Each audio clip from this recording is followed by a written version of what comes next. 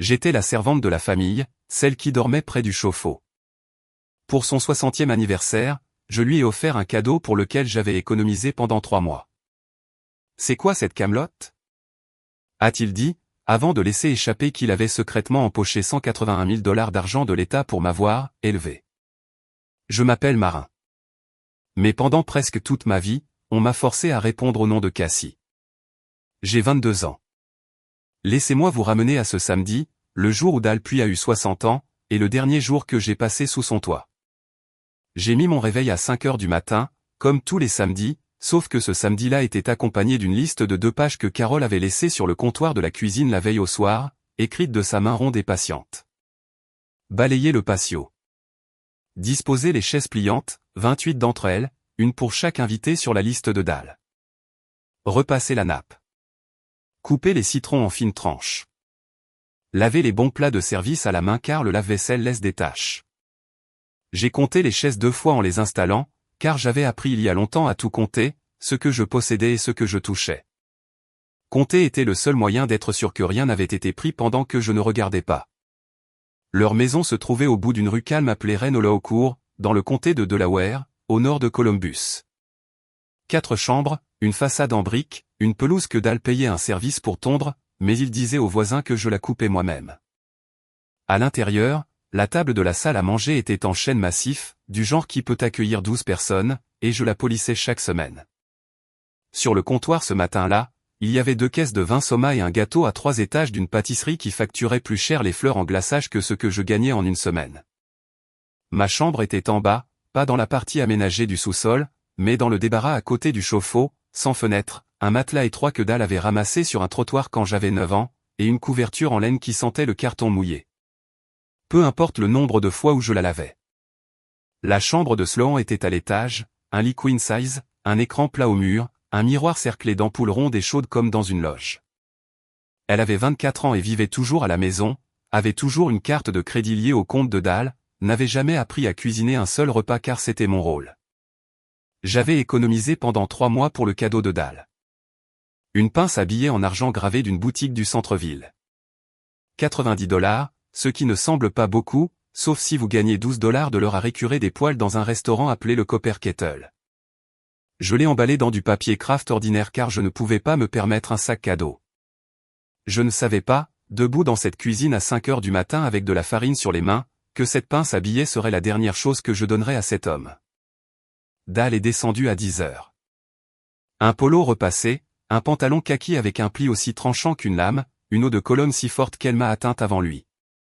Il a arpenté le patio comme un officier inspectant une parade, a déplacé un groupe de ballons de 15 cm vers la gauche, a regardé les tranches de citron que j'avais disposées en éventail sur la carafe d'eau et a dit, sans me regarder, elles sont inégales.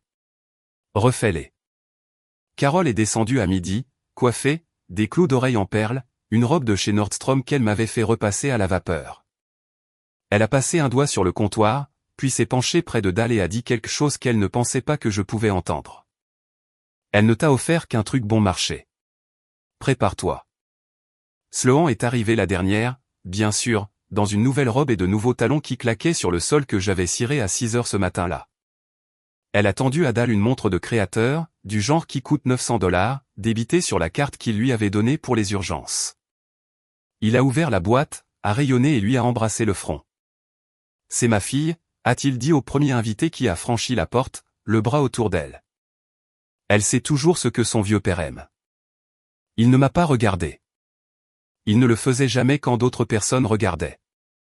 C'était moi qui portais les plateaux, remplissais les verres et essuyais les ronds sur la table basse avant qu'ils ne s'incrustent dans le bois. Quand une femme de sa concession a demandé à Carole si je devais m'asseoir et manger avec tout le monde, Carole a souri comme elle souriait toujours, chaleureuse comme une porte fermée, et a dit « Oh, elle aime aider ». C'est sa façon de montrer sa gratitude. Vous savez comment c'est avec ceux qu'on recueille. J'ai continué à porter des plateaux. C'est arrivé pendant les cadeaux. Dal était assis en bout de table comme sur un trône. 40 invités rassemblés autour de lui, des voisins et des gens de l'église où il siégeait au conseil des anciens. Sloan était perché sur le bras de son fauteuil, filmant avec son téléphone. Carole se tenait derrière lui, une main sur son épaule, l'image d'une femme qui avait tout organisé. Je me suis avancé avec le paquet en papier craft. J'avais écrit sur le devant de ma plus belle écriture, « Joyeux anniversaire ». Dal l'a soupesé dans sa main. Pendant une seconde, j'ai cru qu'il allait peut-être sourire. Il souriait parfois quand personne ne pouvait l'accuser de devenir sentimental. Puis il a déchiré le papier, a sorti la pince à billets, l'a ouverte, l'a refermée et l'a brandie comme une preuve dans un procès. « C'est quoi cette camelote ?» a-t-il dit, et toute la pièce est devenue silencieuse. Les fourchettes se sont arrêtées. Quelqu'un a posé un verre avec trop de précaution. J'ai commencé à expliquer que j'avais économisé pendant 3 mois. 3 mois, a-t-il dit, et c'est tout ce que tu as trouvé. Il s'est levé et la chaise a raclé le sol. Même le chien a mieux que ça. Puis il m'a frappé.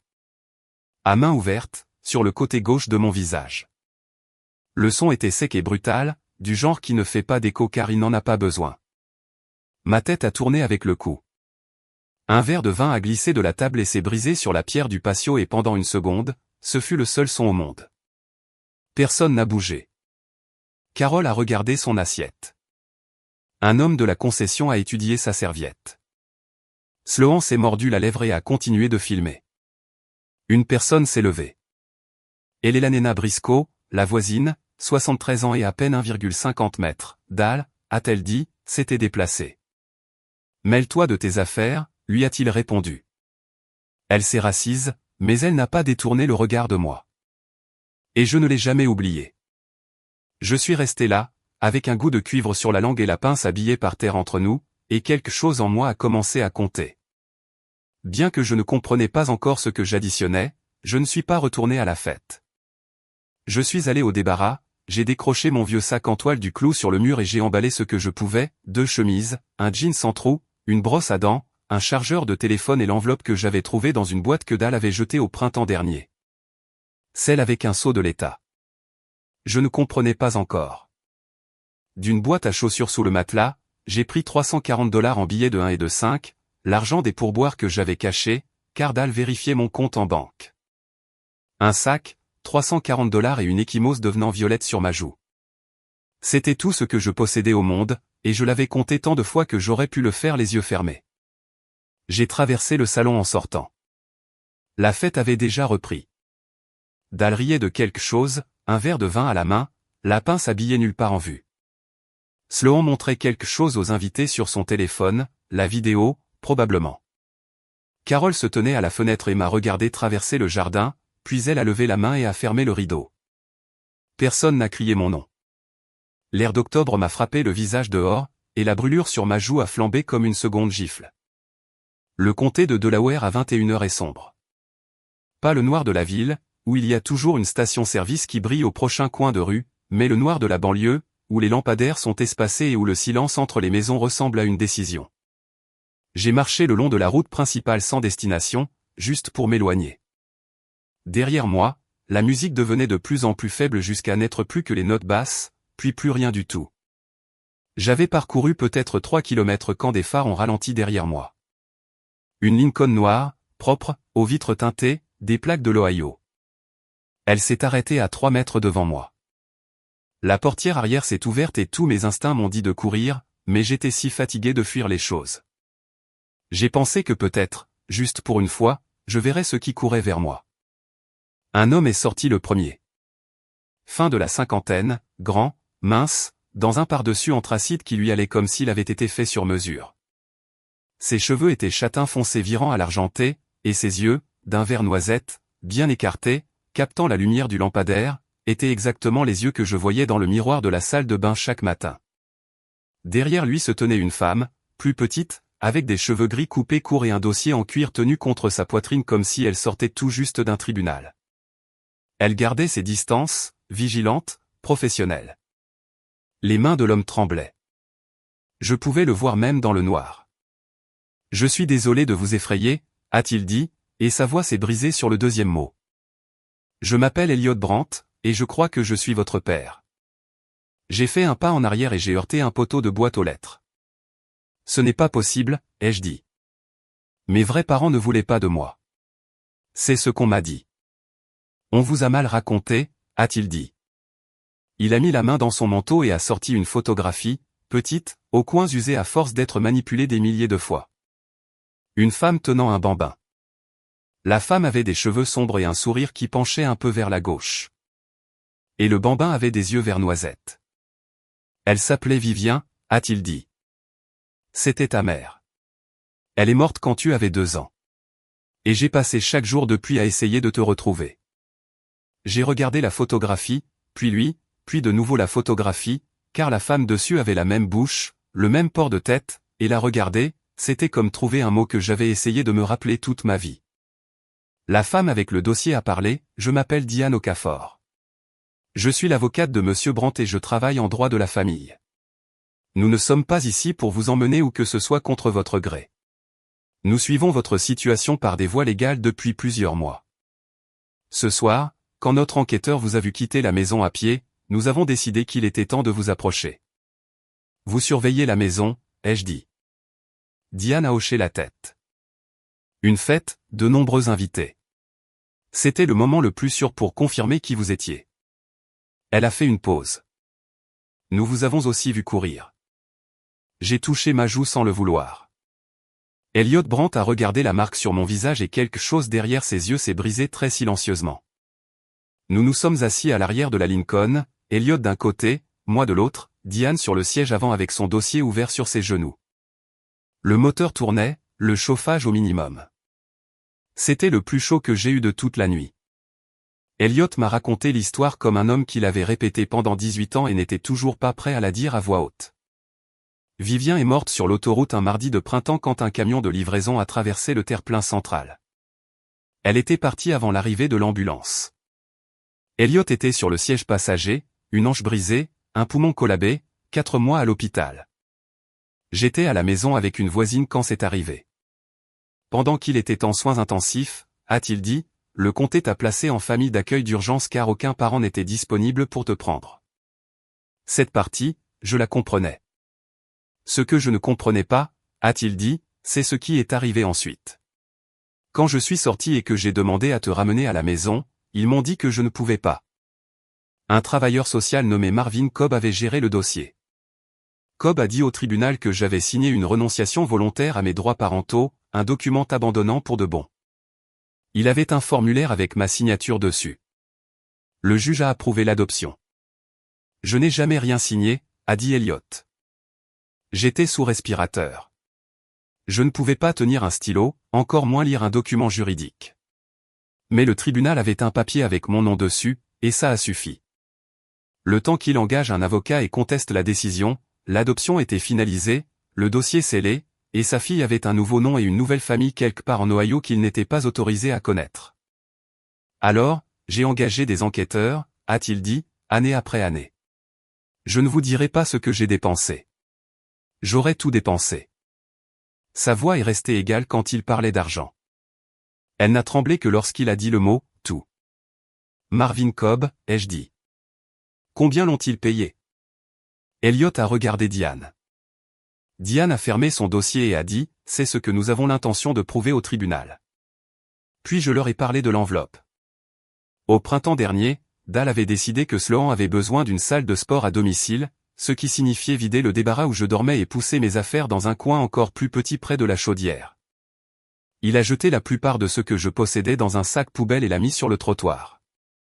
J'ai fouillé ce sac avant que le camion ne passe, car c'est ce qu'on apprend à faire quand rien de ce que l'on possède n'est jamais en sécurité. On vérifie et on sauve ce qu'on peut.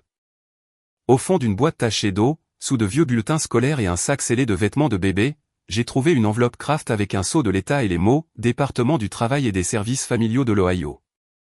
À l'intérieur, il y avait une seule page, à moitié noircie, avec un en-tête que je ne comprenais pas et, tapé en haut en lettres administratives simples, le nom, Cassie Linpuy.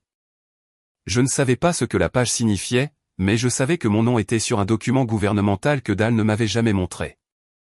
Alors je l'ai pliée et mise dans mon sac, et je la portais depuis 6 mois sans comprendre pourquoi. Je l'ai sortie maintenant et l'ai tendue à Diane. Elle l'a dépliée sous le plafonnier, et j'ai vu son visage changer. Pas beaucoup. De la manière dont le visage d'un joueur de cartes change lorsque la dernière carte est retournée. C'est un dossier de subvention d'adoption, a-t-elle dit. L'État de l'Ohio a payé Dal et Carol environ $840 par mois pour vos soins pendant 18 ans. Elle m'a regardé. Cela représente environ $181 000. Quelle part en avez-vous vu? J'ai pensé au matelas du trottoir, à la couverture qui sentait le carton, à la chambre sans fenêtre. Rien, ai-je dit.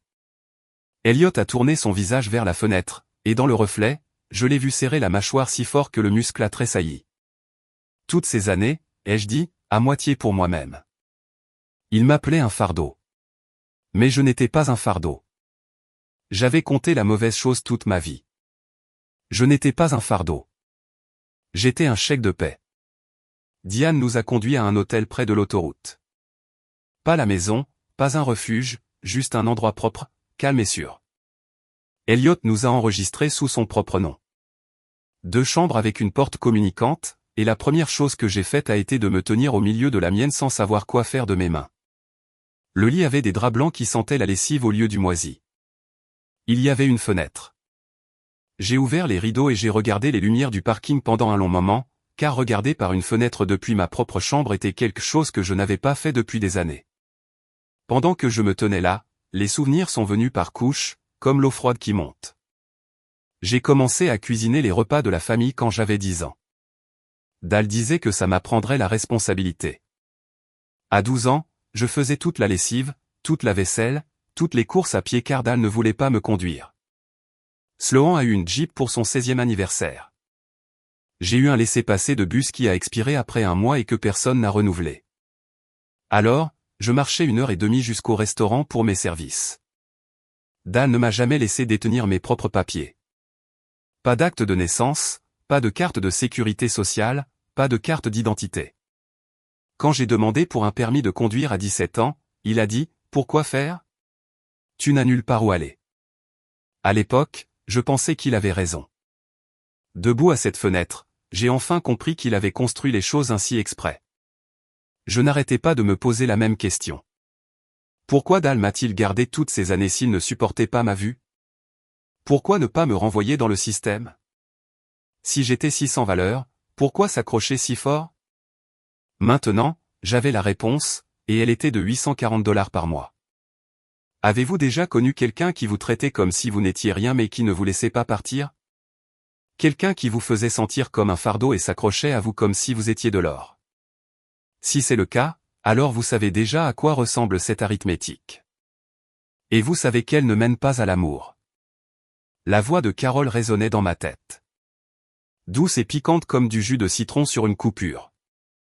De la gratitude, Cassie. C'est tout ce que nous avons jamais demandé. Est-ce vraiment trop? Non, Carol. Ce qui était difficile, c'était d'apprendre que j'avais été reconnaissante envers les personnes mêmes qui me volaient. Laissez-moi revenir 2 semaines avant la fête, avant la gifle, avant tout ça, car la vérité est que Dal m'avait déjà montré exactement qui il était. Je n'avais juste pas encore les mots pour le dire. C'était un mardi soir. Il m'a appelé dans son bureau, la pièce où personne n'entrait sans permission, avec le lourd bureau, le fauteuil en cuir et une étagère de livres à couverture rigide qu'il n'avait jamais lus, rangés par couleur. Il était assis derrière le bureau comme un juge, avec un dossier ouvert devant lui. « Assieds-toi » a-t-il dit, pas « prends un siège ». « Assieds-toi ». Il a poussé un document sur le bureau, un document épais avec une languette bleue marquant l'endroit où je devais signer. « C'est un accord volontaire » a-t-il dit. « Il stipule que tu choisis de rester sous ma garde parce que tu n'es pas prête à vivre seule, et il me nomme gestionnaire permanent de toutes les prestations qui te sont rattachées. Signe. » La plupart du langage était un mur que je ne pouvais pas lire, mais une partie à la 4e page, je l'ai parfaitement comprise. Elle permettrait à Dal de continuer à percevoir et à contrôler l'argent de l'État qui m'était lié même après que j'ai dépassé l'âge du système, avec ma propre signature d'adulte le rendant légal. Il voulait que je lui remette les clés de ma propre vie et que j'appelle ça un cadeau. « Pourquoi dois-je signer ça ?» ai-je demandé. Son visage n'a pas changé. « Parce que sans cette famille, a-t-il dit, tu es à la rue, tu n'as pas de diplôme, pas d'économie, tu n'as même pas de carte d'identité. Alors, tu vas signer ça, et tu vas le signer avant mon anniversaire. Considère ça comme ton cadeau pour moi. » Je n'ai pas signé. J'ai demandé plus de temps. Il n'a rien dit. Il a juste fermé le dossier et l'a remis dans le tiroir. Lentement et soigneusement, comme on poserait quelque chose de chargé. C'est pourquoi il m'a frappé à la fête. Ce n'était jamais à propos de la pince à billets. C'était parce que je lui avais dit non pour la première fois en 18 ans, et il ne pouvait pas supporter le son de ce mot. De retour à l'hôtel le lendemain matin, je me suis réveillé à 5 heures par habitude. Le cœur battant, parcourant déjà une liste de tâches dans ma tête avant de me souvenir qu'il n'y avait pas de liste, juste une chambre avec des draps blancs et une fenêtre pleine d'un ciel d'octobre gris. On a frappé à la porte communicante. Elliot, déjà habillé, tenant 2 tasses de café du hall. Il en a posé une sur le bureau et s'est assis dans le fauteuil à l'autre bout de la pièce. Ni près, ni loin, juste là, comme s'il avait peur que si je bougeais trop vite, je disparaîtrais à nouveau. Diane est arrivée à 8 heures avec une housse à vêtements. À l'intérieur, un jean neuf et un pull crème doux, l'étiquette encore attachée. Quelque chose de propre à porter, a-t-elle dit, pratique comme toujours. Je les ai pris dans la salle de bain, je les ai enfilés et je me suis regardé longtemps, car c'était la première fois de ma vie que je portais quelque chose que personne d'autre n'avait porté avant. Quand je suis sorti, le coin des yeux d'Elliot est devenu rouge. Mais il n'a pas pleuré. Il a juste hoché la tête et a dit, « Ta mère avait l'habitude de se regarder dans le miroir exactement comme ça, comme si elle décidait si elle pouvait lui faire confiance. » Je me suis assise sur le bord du lit et j'ai dit la chose que j'avais retournée toute la nuit. « J'ai besoin de preuves, ai-je dit. Pas la photo, pas l'histoire. J'ai besoin d'un test. Si vous êtes qui vous dites être, la science le dira. Et si ce n'est pas le cas, j'ai aussi besoin de le savoir. » Elliot n'a pas bronché. « Bien sûr, a-t-il dit. Diane a déjà trouvé un laboratoire. Nous pouvons y aller aujourd'hui. » Pas d'hésitation. Pas d'offense, pas de culpabilité, juste, bien sûr. J'avais passé 22 ans dans une maison où poser une question était traité comme une attaque. Et voilà un homme qui répondait comme si une question était la chose la plus naturelle du monde. J'ai passé toute ma vie à faire ce qu'on me disait, ai-je dit. Si je dois vous faire confiance, ce sera parce que je l'ai choisi, pas parce que je n'avais nulle part où aller. Il a posé son café. C'est exactement comme ça que ça devrait être, a-t-il dit. Le laboratoire était un bâtiment bas en briques avec des lumières fluorescentes vives. Un technicien a prélevé un échantillon à l'intérieur de ma joue, a étiqueté les flacons et a dit que les résultats prendraient de 3 à 5 jours ouvrables. 5 jours. J'avais attendu 22 ans pour savoir qui j'étais, et 5 de plus, c'était comme retenir ma respiration sous l'eau. Pendant que nous attendions, Elliot a apporté des choses à l'hôtel. Pas des cadeaux, pas comme Dal donnait des cadeaux, comme des marchés avec des conditions, mais des morceaux d'une vie. Un album photo. Vivien enceinte, riant sur une balançoire de Porsche, une main sur son ventre. Vivien tenant un nouveau-né dans un bonnet rose. Elliot, Vivien et le bébé devant une petite maison en briques avec une porte rouge. Le bébé avait déjà des yeux vert noisette. « C'est la maison où tu es arrivé ?» a-t-il dit. « Je la possède toujours. Je n'ai jamais pu me résoudre à la vendre. J'ai étudié chaque photographie comme si je devais la mémoriser pour un examen. Le visage de ma mère, ses mains, la façon dont elle se tenait avec son poids sur le pied gauche, de la même manière que je me tiens quand je n'y pense pas. Elle est belle, ai-je dit. Tu lui ressembles comme 2 gouttes d'eau, a-t-il dit, sur tous les yeux. Le 5e jour, Diane a appelé. J'étais assise sur le lit de l'hôtel avec l'album ouvert sur une photo de Vivien soufflant des bougies d'anniversaire quand mon téléphone a sonné. Probabilité de 99,998%, a-t-elle dit. C'est confirmé, Elliot Brandt est votre père biologique. Je n'ai rien dit pendant un moment. J'ai juste tenu le téléphone, regardé la photographie et senti quelque chose se fissurer dans ma poitrine. Pas se briser, pas voler en éclats, mais s'ouvrir, comme une porte s'ouvre quand quelqu'un tourne enfin la poignée de l'autre côté. Un chiffre sur une page, et pourtant c'était la première preuve en 22 ans que je n'étais pas un accident dont personne ne voulait. La voix de Diane est revenue, stable et précise. Maintenant, nous en avons assez, a-t-elle dit. La prochaine étape est le tribunal de la famille. Voici ce que j'ai appris plus tard des dossiers du tribunal, du récit d'Elena, des messages que Carole finirait par remettre. Le matin après la fête, Dal a appelé la police du comté et a signalé ma disparition. Pas parce qu'il était inquiet, mais parce qu'il était calculateur. L'agent a vérifié mes informations et lui a dit ce qu'il ne voulait pas entendre. J'avais 22 ans, une adulte légale, et si j'étais parti de mon propre chef, il n'y avait pas de cas de personne disparue à ouvrir. Elle n'est pas partie de son plein gré, a dit Dahl. Elle n'est pas bien. Elle ne peut pas fonctionner sans surveillance. L'agent a demandé s'il avait une documentation à ce sujet, un diagnostic, une ordonnance de tutelle, quoi que ce soit de légal. Il n'en avait pas, car il n'y avait rien qui n'allait pas chez moi. J'avais seulement été contrôlé. Cette nuit-là, selon les messages que Carole a remis plus tard, Dahl a fait les 100 pas dans le salon pendant 3 heures pendant qu'elle était assise sur le canapé et tapait ce qu'il lui disait d'écrire. Si cette fille parle à quelqu'un, un travailleur social, un avocat, n'importe qui, on est fini. Trouve le dossier d'adoption, tout, les originaux.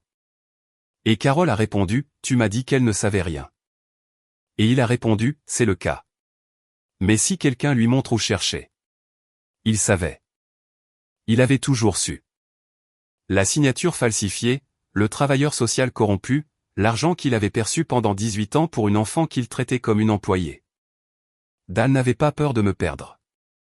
Il avait peur de ce que je découvrirais une fois libre. Ce qu'il ne savait pas, c'est que l'homme dont il aurait dû avoir peur, l'homme qui avait passé 18 ans et les honoraires d'un détective privé à essayer de retrouver sa fille, était assis dans un hôtel à 20 minutes de là, constituant un dossier de 8 cm d'épaisseur.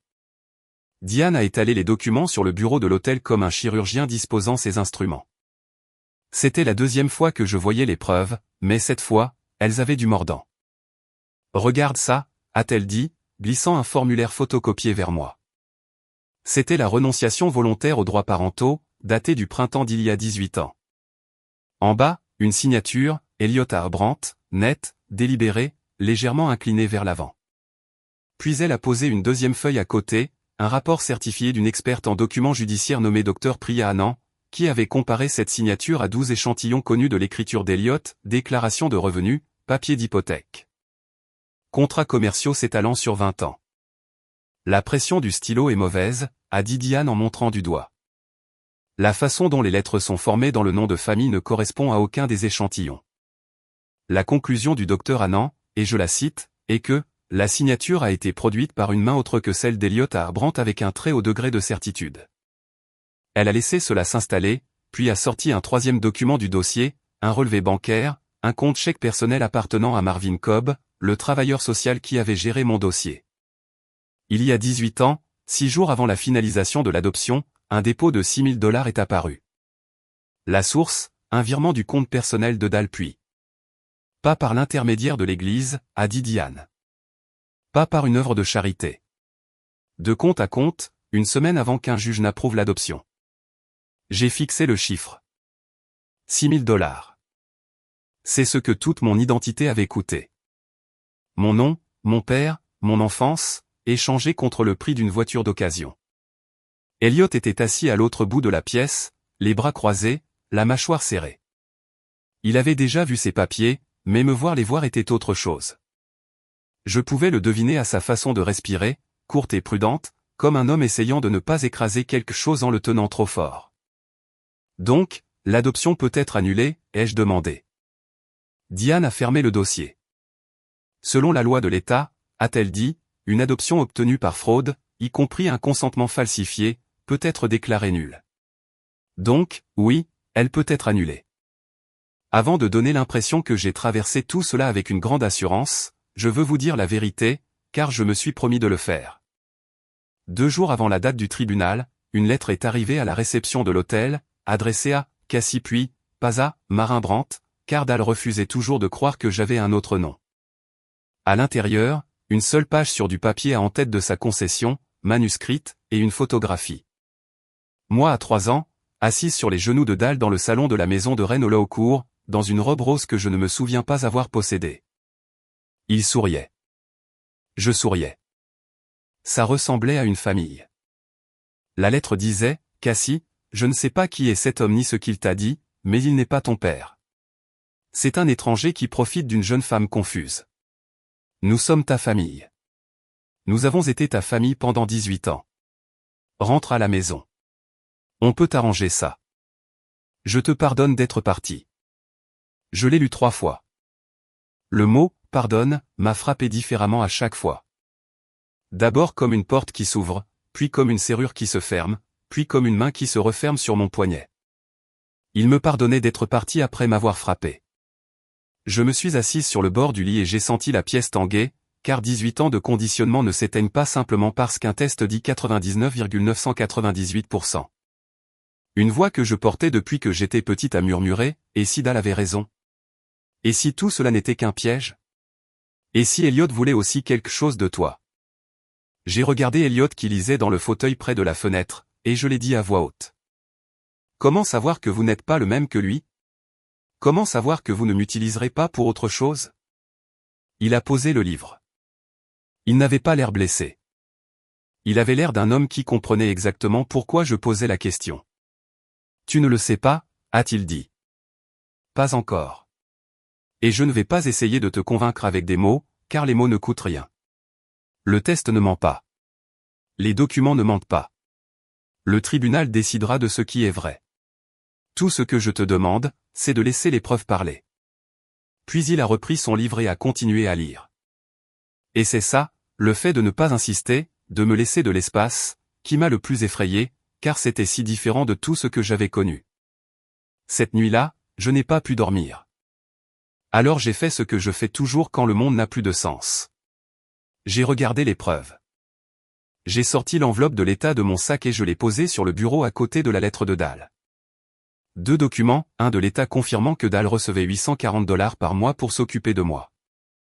Un de Dal prétendant qu'il était ma famille. Si Dal m'aimait, pourquoi dormais-je à côté d'un chauffe-eau? Si Dal m'aimait, pourquoi ne possédais-je aucun papier à mon nom? Si Dal m'aimait, pourquoi l'accord qu'il a essayé de me faire signer était-il conçu pour que l'argent continue de couler, et non pour me protéger? La réponse était dans l'arithmétique. Elle avait toujours été dans l'arithmétique. Dal ne m'aimait pas. Dal me facturait. Diane avait fait 3 copies de l'enveloppe avant de me laisser remettre l'original dans mon sac. Gardez toujours l'original, m'avait-elle dit, et ne le laissez jamais voyager. J'ai donc gardé l'original et les copies ont fait le travail. Je l'ai appelée à 23 heures ce soir-là. Elle a décroché à la 2e sonnerie, ce qui m'a dit qu'elle s'y attendait. Je vais au tribunal, ai-je dit. Pas parce que je fais confiance à Elliot, pas complètement, pas encore, mais parce que je mérite de connaître la vérité, et je l'ai mérité. C'est tout ce dont nous avons besoin, a-t-elle dit. Le lendemain après-midi, un homme nommé André Whitlock est venu à l'hôtel. Milieu de la quarantaine, carré d'épaules, sérieux, un travailleur social de l'État, chargé d'examiner la requête d'Elliot. Il m'a posé des questions sur mon enfance. Je lui ai parlé du débarras, des corvées, des documents manquants, de la façon dont j'avais été tenu à l'écart. Il a tout écrit dans un petit carnet et n'a pas dit « je suis désolé » ou « ça a dû être difficile ». Il a dit « ce que vous décrivez, si les dossiers le confirment, c'est de la négligence, et la partie financière est un détournement de fonds d'aide à l'adoption ». Puis il m'a regardé et a dit plus doucement « il ne s'agit pas seulement de la fraude de votre adoption. Il s'agit d'un système qui était censé vous protéger et qui ne l'a pas fait. Je ne choisis pas Elliot plutôt que Dal, me suis-je dit quand il est parti. Je choisis la vérité plutôt que le mensonge dans lequel j'ai vécu. Je n'ai pas vu la suite moi-même. Elle est apparue plus tard, pièce par pièce, à travers le témoignage de Carole et les messages qu'elle a remis. Mais je vais la raconter comme elle s'est passée, car vous devez comprendre qui Dal pensait affronter en entrant dans cette salle d'audience. La veille de l'audience, il s'est assis à la table en chêne que j'avais polie chaque semaine pendant 18 ans et a répété son témoignage avec son avocat. Pas un avocat comme Diane, un généraliste d'un centre commercial qui facturait à la demi-heure et n'avait jamais traité une affaire de fraude à l'adoption de sa vie. J'ai tous les papiers, a dit Dal, signés, tamponnés, approuvés par un juge. Je suis dans cette église depuis 26 ans. J'entraîne la Ligue de jeunes. Tout le monde dans cette ville sait qui je suis. Carole, de l'autre côté de la table, a osé poser une question. Et l'enveloppe de la subvention, a-t-elle dit. Et s'il pose des questions sur l'argent? Dal n'a pas levé les yeux. Personne n'audite ça, a-t-il dit. On ne risque rien. Sloan est passé en se dirigeant vers la cuisine, ennuyée, peu curieuse, la voix de quelqu'un dont le plus gros problème était une connexion internet lente, et a demandé, si Cassie ne revient pas, est-ce que je peux transformer sa chambre en placard pour mes chaussures? Dal ne lui a pas répondu non plus. Il écrivait déjà son discours d'ouverture dans sa tête, celui où il se tiendrait devant un juge et expliquerait quel homme généreux et craignant Dieu il était d'avoir recueilli une enfant dont personne d'autre ne voulait. Il ne savait pas que le juge regarderait un dossier de 8 cm d'épaisseur, plein de signatures falsifiées, de relevés bancaires et d'un rapport d'expertise. Il ne savait pas que la fille qu'il avait élevée pour être silencieuse avait enfin trouvé sa voie. Dal s'est dirigé vers ce palais de justice comme un homme qui n'avait jamais rien perdu. Il était sur le point d'apprendre à quoi ressemblait la défaite. Le matin de l'audience, Diane a transformé la salle de conférence de l'hôtel en salle de guerre. Elle avait réservé une table pour 6 et l'avait couverte de 5 piles de documents, chacune marquée d'une languette de couleur. J'étais assise à une extrémité avec une tasse de café qui refroidissait dans mes mains pendant qu'elle me guidait à travers le dossier comme un général expose un plan de bataille. Calme, précise, ne laissant rien au hasard. Pile 1, a-t-elle dit en tapotant la première pile. Les résultats de paternité. Laboratoire accrédité, chaîne de possession documentée. 99,998%. Celui-là est indiscutable. Pile 2. L'analyse graphologique du docteur Priya Anand. La signature sur le formulaire de renonciation n'est pas celle d'Elliott. Son rapport fait 52 pages, mais la conclusion est une seule phrase. Pile 3. Les dossiers financiers que nous avons obtenus grâce à notre requête à l'État. Dal et Carol Puy ont reçu $840 par mois pendant 216 mois. Cela s'élève à $181 440. Pile 4. Le rapport complet d'André Whitlock. Pas de dossiers médicaux après 14 ans. Pas de documents d'identité en votre possession. Des conditions de vie qui n'ont rien à voir avec le but de l'aide à l'adoption. Et pile 5, a-t-elle dit en marquant une pause. Une déclaration sous serment d'Elena Briscoe, votre ancienne voisine. Elle a accepté de témoigner qu'elle a observé la façon dont vous étiez traité pendant des années et qu'elle a personnellement vu Dal vous frapper à la fête.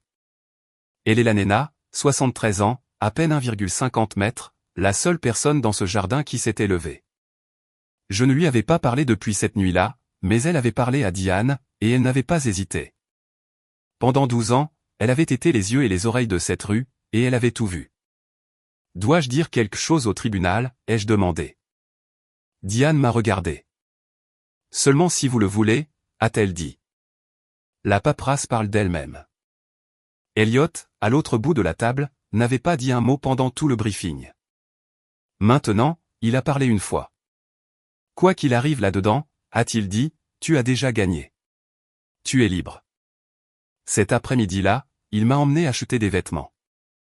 Non pas que les vêtements importaient, mais parce que, a-t-il dit, tu devrais entrer dans cette pièce en ayant l'air exactement de qui tu es, quelqu'un qui mérite d'être entendu. J'ai essayé un blazer marine, un chemisier blanc, un pantalon fuselé anthracite, et je me suis tenu devant le miroir de la cabine d'essayage, regardant la personne qui me fixait. Elle avait les épaules droites, les yeux clairs, et elle ressemblait à quelqu'un qui pourrait s'asseoir à une table de conférence au lieu de porter des plateaux jusqu'à une. Ta mère faisait ça, a dit Elliott quand je suis sorti. Se tenir devant un miroir pendant longtemps, puis se sourire à elle-même, juste un peu, comme si elle avait réglé quelque chose. Je n'avais pas souri, mais je comprenais ce qu'il voulait dire. Quelque chose se mettait en place. Sur le chemin du retour, il a montré une petite maison en briques dans une rue bordée d'arbres dans le vieux quartier de la ville. Porte d'entrée rouge, volet blanc, une balançoire de Porsche immobile dans l'air d'octobre. C'est la maison, a-t-il dit. Celle des photos. Je l'ai regardée par la fenêtre, la maison où j'étais né, la maison dont on m'avait enlevé, et je n'ai pas ressenti la douleur que j'attendais. J'ai ressenti quelque chose de plus calme, une sorte de reconnaissance qui vit dans le corps plutôt que dans l'esprit. Cette nuit-là, la veille de l'audience, je me suis assise sur le lit de l'hôtel et j'ai écrit dans un carnet que j'avais acheté à la pharmacie d'en face.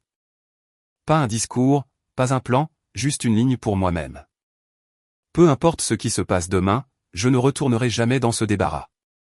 Je ne répondrai jamais à un nom qui n'est pas le mien. Je ne serai plus jamais reconnaissante d'être utilisée. J'ai dormi 4 heures. J'ai rêvé d'une porte rouge qui s'ouvrait. Tribunal de la famille. Un mardi matin de fin octobre. Le bâtiment était en vieille brique avec des colonnes à l'entrée et des sols de couloir qui répercutaient chaque pas comme si l'endroit voulait que vous sachiez qui arrivait. Je suis arrivé à 8 heures avec Elliot à ma gauche et Diane à ma droite. André Whitlock quelques pas derrière, portant une boîte de dossiers. Blazer marine, chemisier blanc, cheveux tirés en arrière, pas de bijoux car je n'en possédais pas. Mais mes mains étaient stables et mon dos était droit. Dal est arrivé 10 minutes plus tard. Costume gris, cravate rouge foncé, Carole a son bras dans sa robe Nordstrom, Sloan traînant derrière dans une tenue trop décontractée pour un tribunal. Son avocat portait un seul dossier mince. Dal portait son menton avec l'angle d'un homme qui croyait que ce n'était qu'une formalité. Puis il nous a vus. Ses yeux se sont posés sur moi d'abord, et ils ont enregistré le blazer, la posture, l'absence de la fille qui regardait habituellement le sol. Puis ils se sont déplacés vers Elliot, puis vers Diane, puis vers la boîte de dossiers qu'André posait sur notre table. Le visage de Dal ne s'est pas effondré. Il s'est recalibré. J'avais déjà vu ce regard, le calcul mental rapide d'un homme qui contrôle toutes les variables, réalisant soudain qu'il en a manqué une. La main de Carole s'est resserrée sur son bras. Sloan a sorti son téléphone, puis s'est ravisé et l'a rangé. Dal et moi nous sommes regardés à travers le couloir, et pour la première fois de ma vie, je n'ai pas baissé les yeux. Le greffier a ouvert les portes et a appelé l'affaire. Nous sommes entrés, les deux parties, par la même porte, dans des mondes différents. La juge était une femme nommée Naomi Salcedo, et Diane s'est levée comme j'imagine qu'un scalpel se tiendrait s'il le pouvait, droit, exact, captant la lumière. Elle s'est adressée à la cour sans note. Votre honneur, a-t-elle dit, nous sommes ici pour présenter des preuves que cette adoption a été obtenue par fraude, spécifiquement la falsification du consentement d'un père biologique, rendu possible par un paiement au travailleur social assigné au dossier.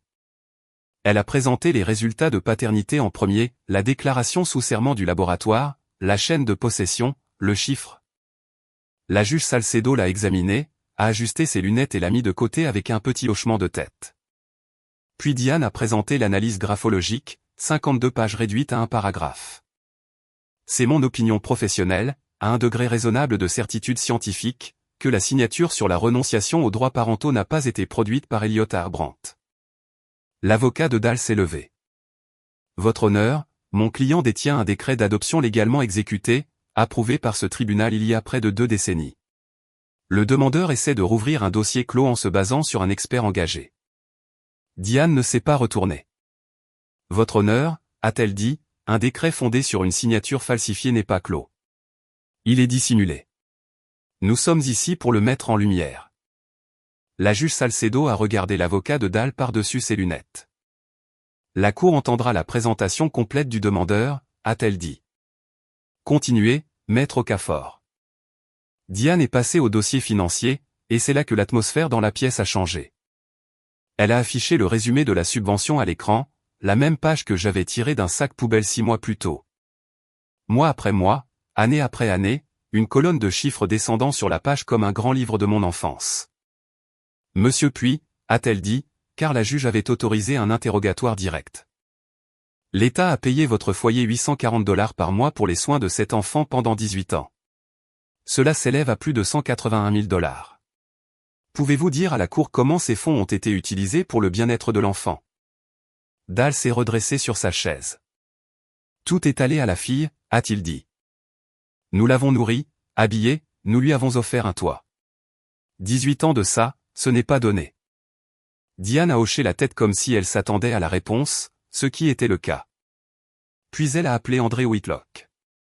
Il s'est approché de la barre en portant son rapport comme un homme portant quelque chose de lourd et d'important, et il a parlé sans inflexion, ce qui rendait chaque fait plus percutant. L'espace de vie de l'enfant était un débarras aménagé à côté du chauffe-eau de la maison, a-t-il dit. Environ 5,5 mètres carrés, pas de fenêtre, pas de placard. Le matelas présentait des dégâts des eaux compatibles avec une récupération sur le trottoir. Je n'ai trouvé aucun dossier médical après l'âge de 14 ans, aucune visite chez le dentiste, aucune pièce d'identité en sa possession, et aucun accès à son propre dossier d'adoption. Selon mon évaluation professionnelle, les conditions sont compatibles avec la négligence, et non avec le but de l'aide à l'adoption. Carole a commencé à pleurer doucement d'abord, puis plus fort, le genre de pleurs théâtraux qui attire les regards. Dahl lui a serré la main et a contracté la mâchoire, jouant le rôle d'un mari protégeant une femme fragile d'accusations injustes. Mais Eleanor Briscoe était la suivante. Elle a pris la barre dans un cardigan marine et des chaussures confortables, et elle n'a rien joué. J'ai vécu à côté de cette famille pendant 12 ans, a-t-elle dit. J'ai vu cette fille tondre la pelouse, laver les voitures, étendre le linge dans le jardin pendant que l'autre fille se prélassait au soleil. Je n'ai jamais vu Cassie Marin s'asseoir à leur table quand il y avait des invités. Et le soir de son anniversaire, je l'ai vu la frapper au visage devant 40 personnes parce qu'elle lui avait offert un cadeau qu'il jugeait indigne de lui. Le silence s'est fait dans la salle, comme lorsqu'une pièce se tait quand tout le monde est en train de recalculer ce qu'il pensait savoir. Diane a attendu qu'Eleanor quitte la bar, puis s'est retournée vers Dahl. Monsieur Puy, a-t-elle dit, connaissez-vous un homme nommé Marvin Cobb? Il n'a pas scié. Non, a-t-il dit. Elle a produit une photographie imprimée sur papier glacé. Deux hommes debout à une table pliante lors d'un événement en plein air. L'un était Dahl, 10 ans plus jeune, une assiette en carton à la main. L'autre était un homme mince à lunettes portant un cordon de l'État. Ceci a été pris à la kermesse de votre église, a-t-elle dit, un an avant la finalisation de l'adoption. L'homme à côté de vous est Marvin Cobb, le travailleur social assigné à ce dossier. Maintenez-vous que vous ne le connaissez pas. La mâchoire de Dahl s'est contractée. Je l'ai peut-être rencontré en passant, a-t-il dit. Les événements de l'église sont grands. Vous vous souvenez de lui assez bien pour lui envoyer $6 000, a dit Diane, et elle a affiché le relevé bancaire à l'écran. Son compte personnel, le virement, le destinataire. Pouvez-vous expliquer ce paiement? C'était un don, a dit Dahl. Une contribution. Il a été acheminé de votre compte personnel directement au compte personnel de Monsieur Cobb, a dit Diane. Pas à une église. Dahl s'est tourné vers son avocat, qui étudiait la surface de la table avec la concentration d'un homme espérant y trouver une issue. Aucune objection n'est venue. J'ai tout donné à cette fille. La voix de Dahl s'est brisée vers le haut, aiguë comme une gifle, et il était maintenant debout, une main à plat sur la table. 18 ans, une maison, de la nourriture, et voilà les remerciements que je reçois. Un étranger se pointe et soudain, je suis le méchant. Monsieur Puy, a dit la juge, d'une voix basse et finale. Asseyez-vous. Maintenant. Il s'est assis, mais la salle avait déjà entendu, le masque se fissurant, le sentiment de droit qui s'échappait. Dans la galerie, les gens de l'église fixaient leurs genoux. Un journaliste du journal de la ville écrivait plus vite. Diane s'est tournée vers la juge avec le calme de quelqu'un qui venait de voir son adversaire faire son travail à sa place. Votre honneur, a-t-elle dit, nous aimerions que la cour note que monsieur Puy décrit son rôle de parent comme quelque chose qu'il a donné et pour lequel il s'attend à être remboursé. Ce n'est pas être un parent. C'est une transaction. Puis elle m'a regardé. Je lui avais dit la veille que je voulais parler, non pas parce que l'affaire en avait besoin, les documents suffisaient, mais parce que j'avais été silencieuse pendant 22 ans, et certaines choses doivent être dites par la personne qui les a vécues. La fille du demandeur aimerait s'adresser à la cour, a dit Diane. La juge Salcedo a hoché la tête. Vous pouvez.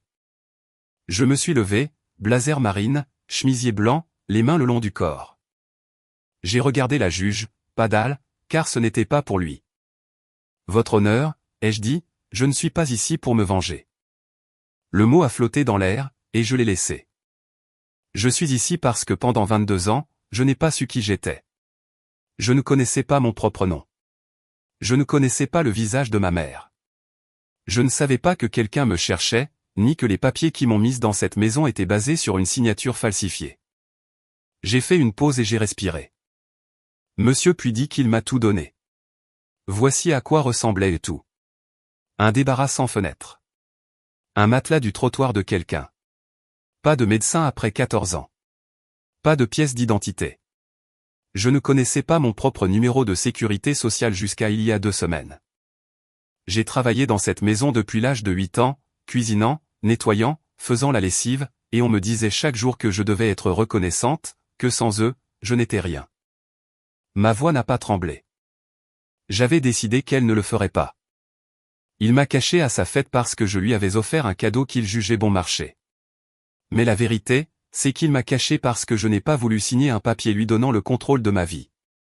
C'est ce que j'étais pour lui. Pas une fille, une ligne budgétaire. J'ai regardé la juge. Je ne demande pas à ce tribunal de le punir, ai-je dit. Je demande à ce tribunal de dire la vérité, parce que je le mérite au moins, et chaque enfant dans le système le mérite aussi. Puis je me suis rassise. La salle était silencieuse. Éléanore pleurait doucement, pour de vrai cette fois. Le journaliste avait cessé d'écrire et me regardait simplement. Elliot était assis parfaitement immobile, les mains croisées sur la table, mais je pouvais voir ses jointures blanchies. En me tenant là, je me souviens avoir pensé, pourquoi m'a-t-il fallu 22 ans pour dire quelque chose d'aussi simple? Avez-vous déjà gardé quelque chose à l'intérieur pendant si longtemps que lorsque vous le dites enfin à voix haute, vous êtes étonné que tout ce poids tienne en si peu de mots?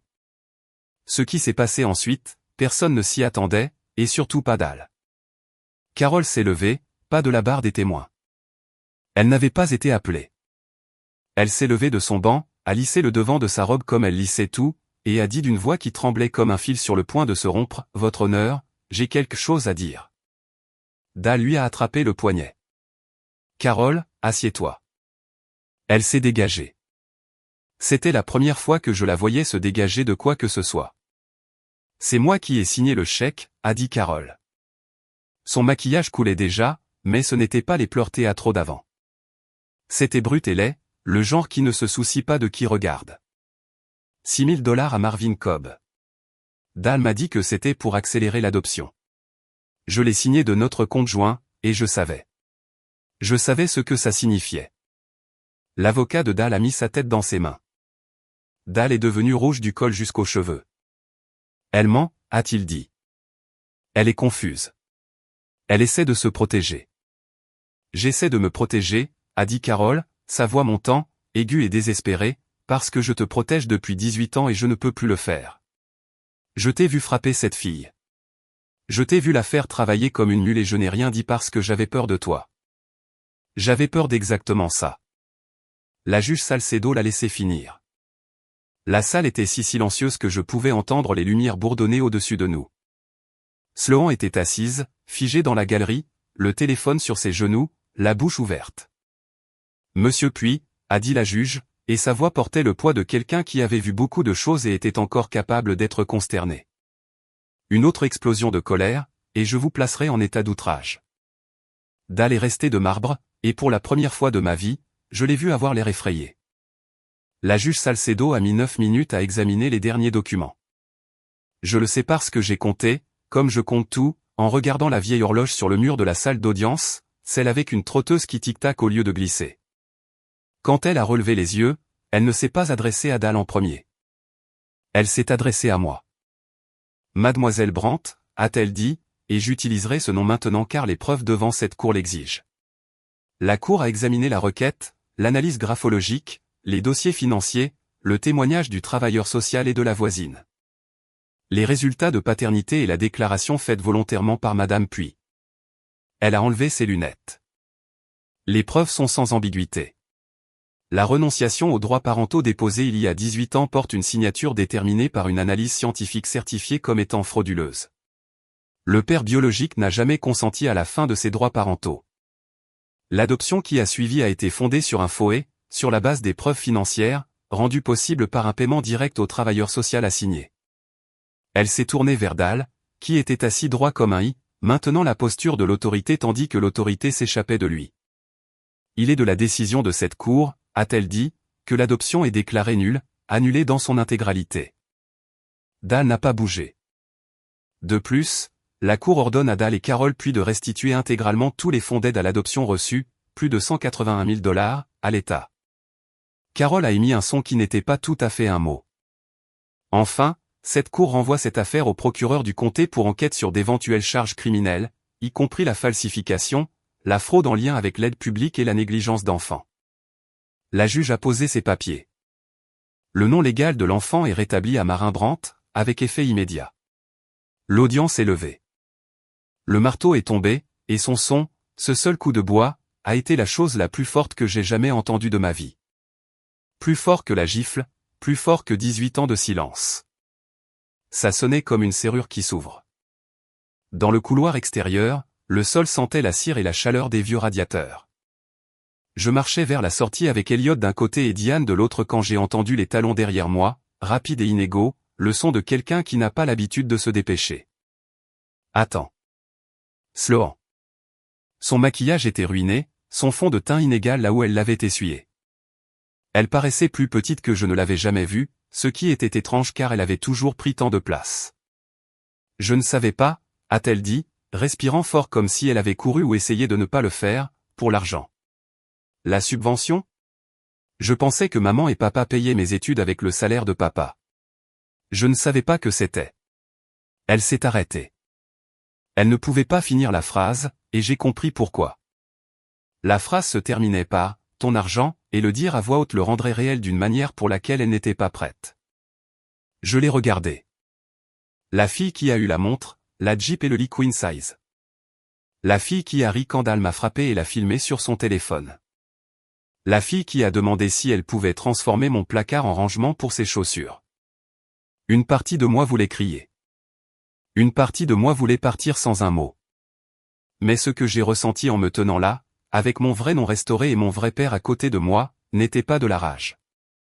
C'était de la clarté. J'espère que tu découvriras qui tu es sans son argent, Sloan, ai-je dit. Je l'espère vraiment. Mais c'est ton chemin, pas le mien. Elle a hoché la tête une fois, et j'ai vu quelque chose passer sur son visage. Pas tout à fait de la culpabilité, mais le début. La fissure fine avant la rupture.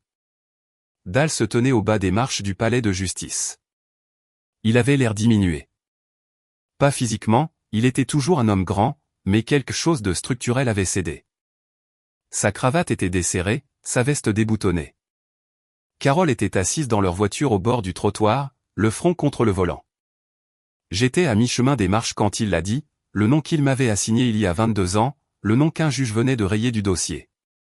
Cassie. Je me suis arrêté et je me suis retourné.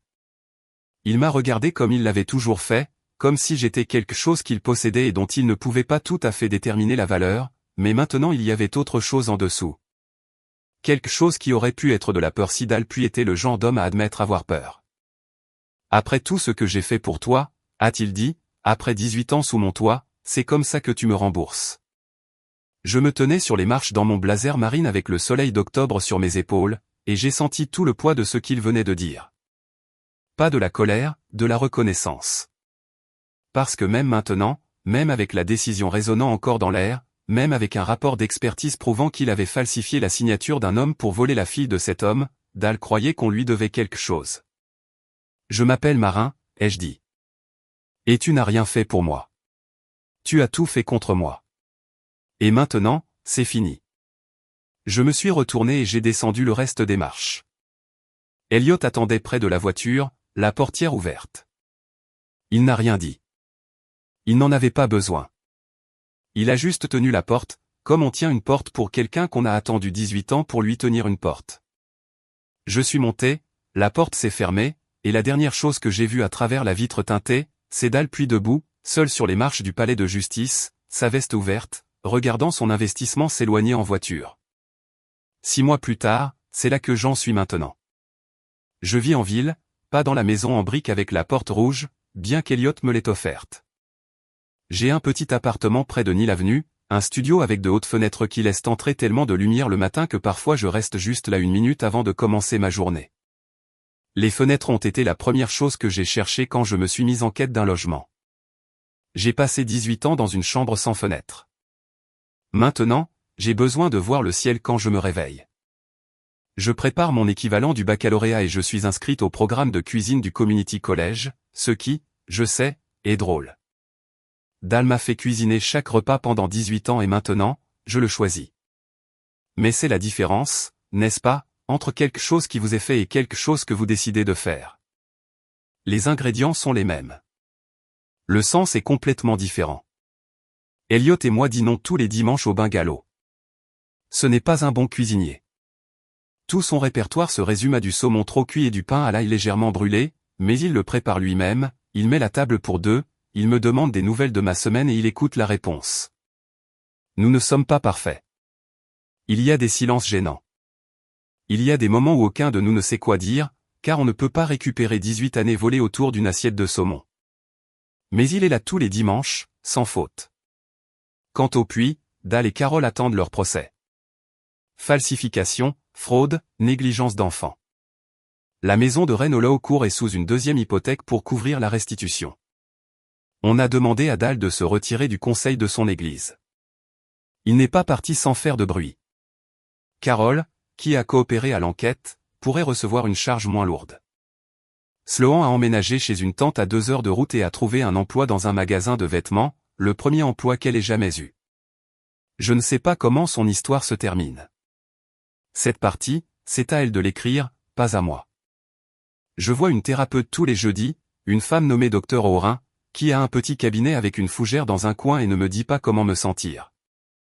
Elle pose juste des questions et me laisse trouver mes propres réponses, ce qui, après 22 ans à me faire dire quoi penser, c'est comme apprendre une nouvelle langue. La guérison ne se fait pas du jour au lendemain.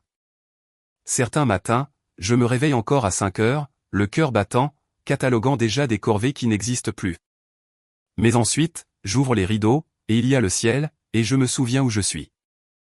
J'avais l'habitude de tout compter ce que je possédais, car compter était le seul moyen de le garder en sécurité. Je ne compte plus. J'ouvre juste les rideaux. Je veux être clair sur quelque chose avant de partir. Cette histoire n'est pas une histoire de vengeance. Je sais que ça pourrait y ressembler. Le tribunal, la décision, la restitution, les accusations. Mais la vengeance signifierait que je voudrais que Dal souffre comme j'ai souffert, et ce n'est pas le cas. Je voulais qu'il soit tenu responsable. Ce sont des choses différentes. La vengeance est un feu que l'on allume en espérant qu'il brûle quelqu'un d'autre. La responsabilisation, c'est simplement allumer les lumières pour que tout le monde puisse enfin voir ce qui était déjà là.